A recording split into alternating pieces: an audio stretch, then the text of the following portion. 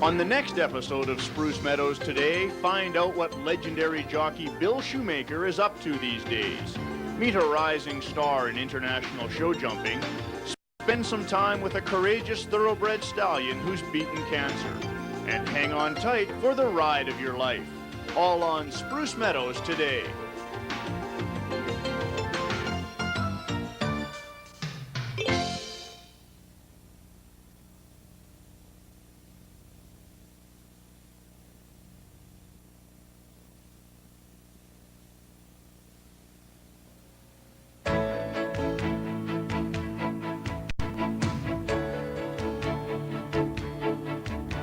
Officially opened in the spring of 1975. Spruce Meadows, a lasting celebration and tribute to the horse. The horse has served mankind so well over the centuries in industry, recreation, the military, and in sport. Today, Spruce Meadows in Calgary, Alberta is renowned as an international tournament grounds, home to the most spectacular show jumping competitions anywhere. 300 magnificent acres, nestled in the foothills of the Canadian Rockies, act as the stage for the Spruce Meadows tournaments each year. It's an important part of the fascinating and diverse world of the horse. Come with us now, behind the scenes, into that world, on Spruce Meadows Today. Spruce Meadows Today, brought to you by the people of Chevron and by Alberta Tourism. Alberta in all her majesty. Hello, I'm Nancy Southern, and welcome to Spruce Meadows Today. With over 30 million horses in North America, their personalities vary as much as the owners and riders. We'll meet some of the rising stars and some of the old pros. Let's go now to my co-host Ian Allison in California. Hi Nancy, today we're coming to you from the backstretch of beautiful Hollywood Park, where we've had a chance to spend the morning with the legendary Bill Shoemaker, who at the age of 60 is making a career transition from jockey to trainer. Later in the program we'll have a chance to meet Candice Schlom, an up-and-coming Grand Prix rider who lives and trains in beautiful sunny Southern California.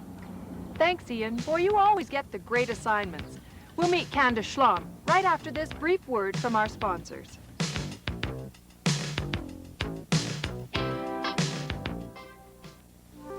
It takes many years of hard work, setbacks, and complete dedication to become an Olympic athlete. Candice Schlom is America's fastest rising Olympic hopeful.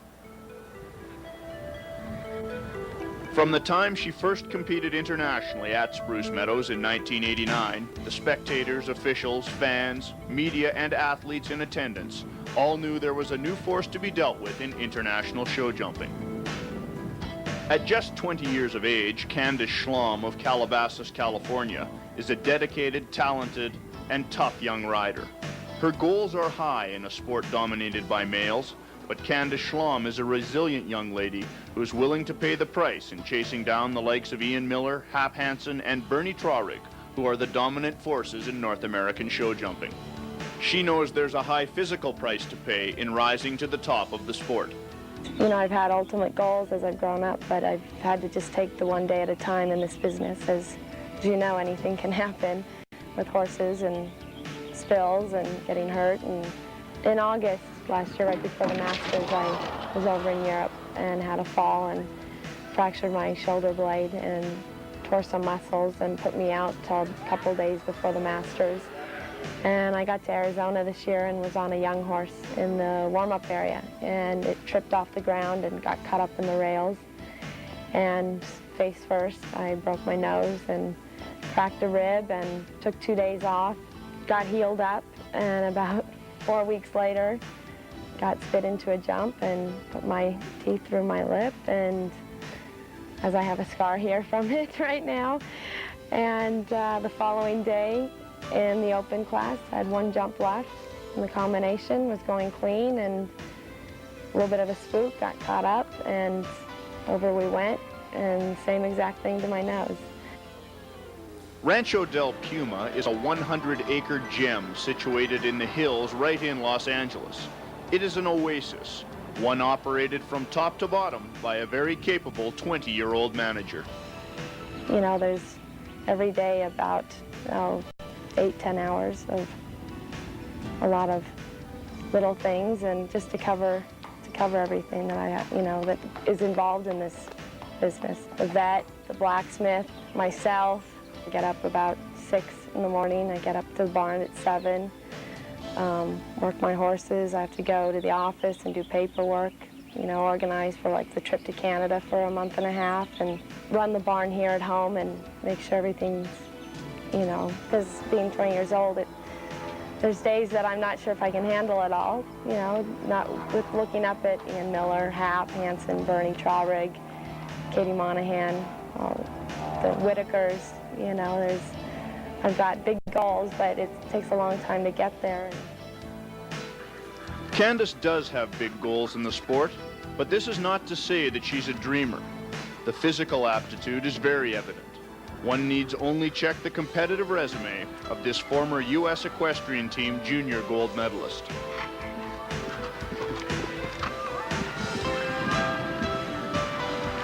As an international athlete, she must develop the mental tools to deal with and successfully compete against the masters of the sport. Candice is well aware that all of the world's top riders have found their niche in the sport because of their total understanding of themselves, their horses, the sport, and the competition. Ian Miller has his stamp, Hap Hansen has his stamp, the Whitakers. Now I need to find mine. I need to find exactly where I function the best mentally, because it is such a tough sport working with another mind. Candice has chosen to leave the beautiful confines of Rancho del Puma for the summer months and come up and train at Spruce Meadows. She'll be very difficult to beat in the international ring based on her commitment, quality of horses, and dedication to the sport. She's also very tough when the chips are down. The partnership between man and the horse goes back through the centuries. Their loyalty and bravery are accounted for in history books. Let me tell you the story of this young foal's sire, a stallion with a compelling desire and a will to live. Anne is a stallion with impeccable bloodlines. His father, an Irish thoroughbred named 4 and 20, was brought to Canada during the mid-60s. The sire of Anne dam was Flutterby, a French stallion owned by the Aga Khan. Flutterby was the only horse to ever beat Citation, one of the very few Triple Crown winners. Anne is now 18 years of age and has been a founding sire of the world-renowned Spruce Meadows breeding program. In 1982, Anne succeeded in achieving his greatest victory, a battle with cancer that has been recorded in the medical journals as a tremendous breakthrough in veterinary medicine. In the spring of this year, yet another battle against cancer was imposed on this intelligent little horse. Now, he would be asked to once again reach deep inside and call upon all the heart and desire and fierce will to win that he would so need to survive this traumatic ordeal. All of the people who have allowed this brave stallion to touch their lives wonder at his human-like qualities of courage and determination. Dr. Dan French of the Okotoks Animal Clinic has looked after and known Anne since the stallion was just 2 years of age. And a common bond of trust and friendship has been nurtured over the years. As Anne is prepared by the expert team for this crucial surgery, there is an aura of quiet hope surrounding the operating theater. During routine breeding evaluation this year, around the base of where the tumor was located, putting him under general anesthetic also gave us the opportunity to look for any other evidence of tumor, which we have found a small nodule further up the sheath, which we will also go ahead and remove today. It does concern me that we have the tumor located in more than one site, which means that it's originated in one of the other sites and has progressed to an alternate site. But what can happen is we'll go ahead and remove the 2 sites that we notice now, and I won't be surprised if we don't see small areas reoccurring over the next year or so. With the cancerous tumors removed, the feelings of hope for Anne chances are slightly dampened by Dr. French's realistic observation of the nature of this particular disease. But the fire in this animal's spirit has never yet been doused. If one thinks back to what Anne has already overcome, there's a bittersweet feeling of love and admiration and the inevitable. With half of his jaw missing and new tumors appearing, will the disease eventually take this wonderful horse's life? I think this is totally unrelated. He had a very unusual tumor in his jaw 7 years ago. Types of tumors, 2 different types of areas, types of cells are also different. And I would just say it's not that bad. coincidental. I thought While still under anesthetic, Dr. French takes advantage of the opportunity to keep the precarious situation of Anne Ferrand's jaw in good shape. There's really good sound.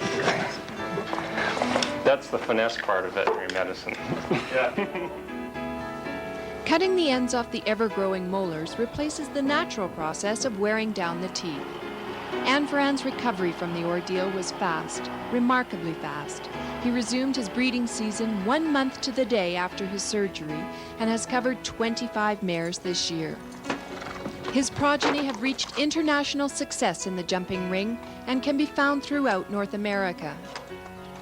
Anne Ferrand's ancestors were champions. They proved their qualities at the racetrack, setting performance records around the world.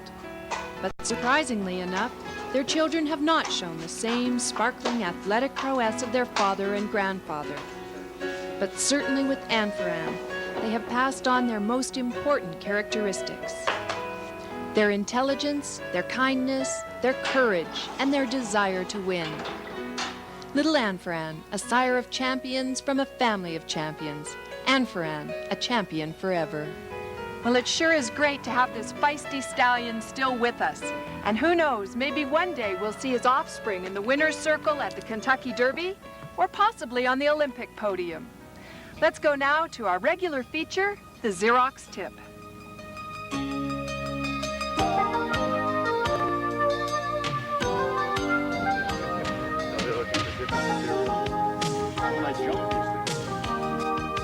On today's Xerox tip, Linda Southern is going to teach us how to school a young horse over the natural obstacles. Linda, at all levels of competition, one encounters the natural obstacles. What are the keys to get a horse used to jumping water and dry ditches and those types of things? Well, I think that the basic thing that you have to do with a horse before you start to teach them those sort of things is that they have to be very good, well-schooled on the flat, and they have to be very responsive to your legs, so that when you impose something difficult to them, that they are respecting you much more than they are scared of the object in front of them. So as you can see, I've taught my horse up to a permanent obstacle, and I show the fence to them, pat them. It always must be a relaxed school. It can't be, fighting with them and tense or anything like that. Once they understand what is there, then you ask them to jump it. And you school it very low in the beginning and then raise the jumps and teach them to jump it bigger. We've seen the Devil's Dyke, for instance, take a lot of victims over the years. What things do you have to really concern yourself about in getting a horse used to coming into something like the grob? Well, they have to understand that once they're in the grob, that they can't back up or they can't turn around. As you can see, when I schooled him over it, right from a standstill, he has to know he has to jump the middle part. And then once they're brave about the grob at the ditch in the middle, basically you work on jumping in clean and keeping them off the rails. Thanks, Linda. I hope I don't get wet next time I jump the water. On our next Xerox tip, Linda will teach us how to walk the course prior to a competition. We'll be back with more Spruce Meadows Today, right after this.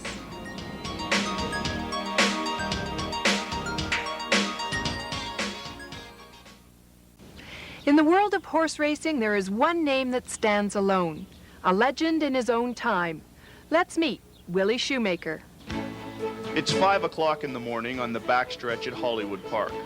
The folks here have been at work for well over an hour, looking after some of America's finest thoroughbreds.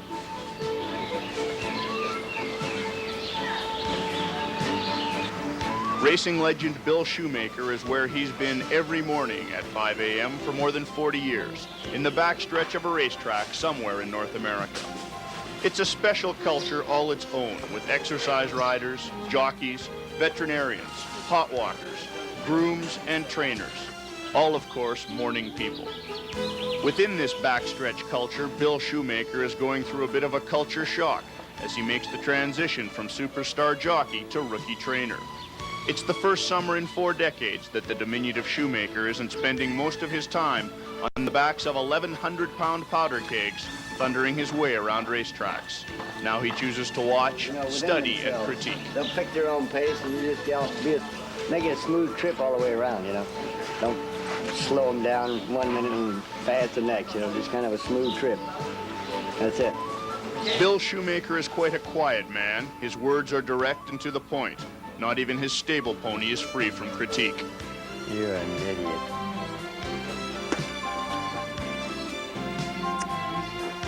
When it's time for the Shoemaker horses to head over to the main track for the morning training session, the jockeys that ride for him know that they're being watched by the greatest jockey ever to take to the irons.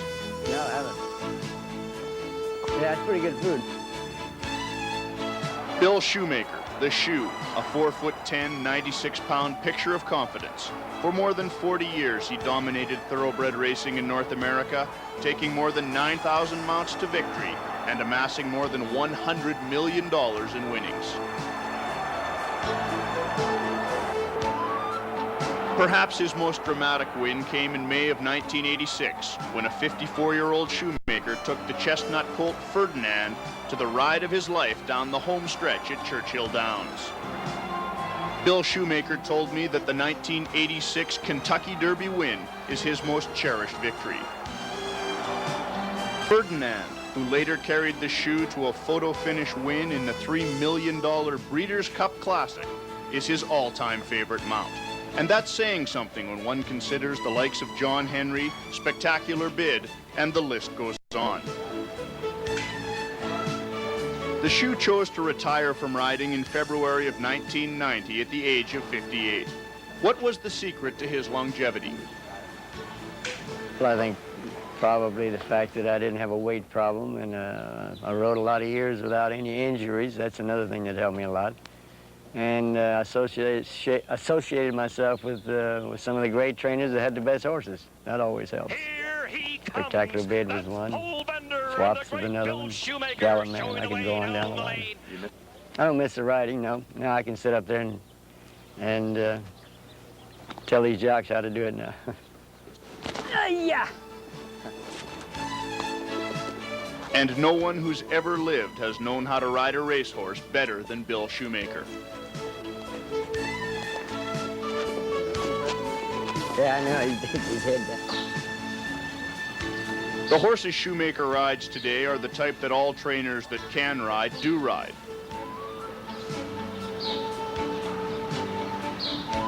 But it seems even the stable ponies know who's up in the saddle and try and show their speed. But he's not a jockey anymore. He's a trainer, a rookie trainer who, like all other rookies, is starting from scratch. He watches the competition as closely as his own stock, trying to learn the game from the established stables.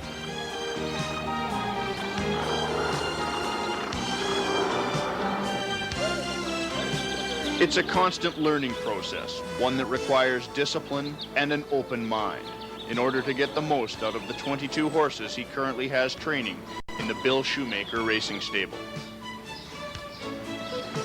The Shoe is anxious to get on with the show and leave his jockey days behind. He likes the idea of a career change at the age of 58. I like to work. I'm not a guy that likes to sit around and do nothing. The most important thing right now is for me to get a horse in a race and win a race. So I'm not a maiden trainer anymore. Which wire was he? He goes, it doesn't matter. You beat me at both of them. But he also likes it when his buddies, young and old, all still trying to meet the standard he set in racing, come by for advice, a visit, or to see his new horses. Bill Shoemaker, the established new kid on the block. It's 9 o'clock in the morning and all's quiet on the home stretch at Hollywood Park. After a 4-hour training session, Bill Shoemaker's back at his office now, organizing and running his business, something he has to become accustomed to after 40 years in the saddle. The chuck wagon was the method of transportation for the pioneers to settle North America's West. It still has a place today in the half mile of hell at the Calgary Stampede. Back when it all began, run glass and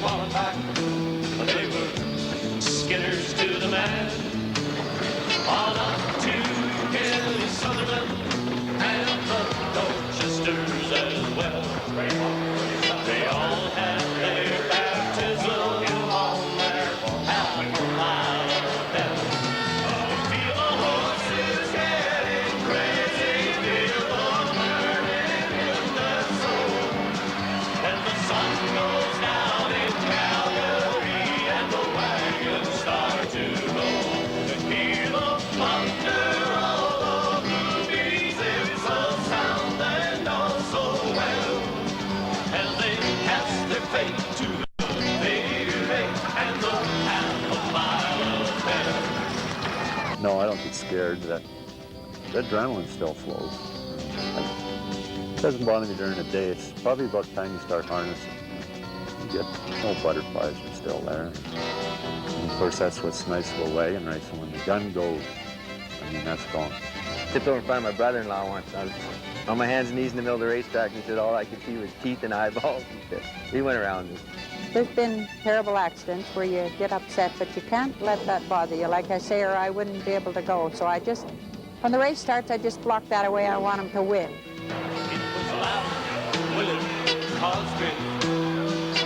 Back when it all began, run glass and had one luck. They were skidders to the man, on up to Candice Sutherland and the Dorchesters as well. They all had their baptism on that half a mile of hell. To feel the horses getting crazy, feel the burning in their soul. When the sun goes down in Calgary and the wagons start to roll, and hear the thunder of the hooves, it's a sound they know so well.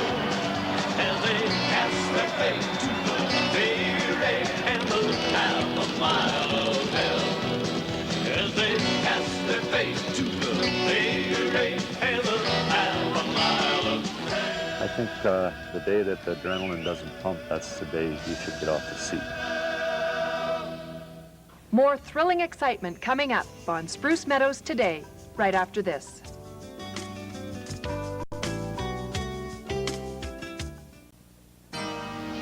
There's nothing that equals the thrill of victory or the dangers of the spills in show jumping.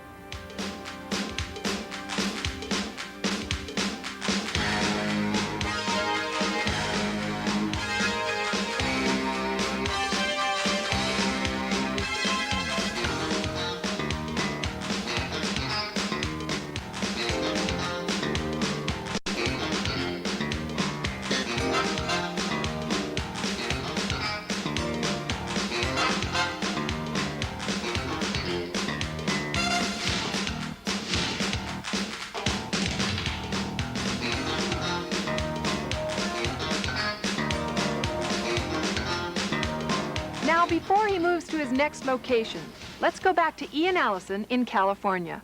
It's been a great road trip to Southern California for the Spruce Meadows Today production crew, visiting facilities such as the Flint Ridge Equestrian Center, Hollywood Park, the Del Mar Fairgrounds, meeting people like Jimmy Williams, Hap Hansen, Candice Schlom, and of course the legendary Bill Shoemaker. But now it's time to pack up the equipment and move on so we can go find more stories into the fascinating world of the horse. Look for us in your area on the next edition of Spruce Meadows Today. Thanks, Ian. Each year in Calgary, Alberta, we start the summer off with two traditions, the Calgary Exhibition and Stampede and the North American Show Jumping Championships at Spruce Meadows. Check your local listings for both of these events and our next Spruce Meadows Today. I'm your host, Nancy Southern. Thank you for joining us, and we look forward to seeing you again next time on Spruce Meadows Today. Spruce Meadows Today, brought to you by the people of Chevron and by Alberta Tourism, Alberta in all her majesty.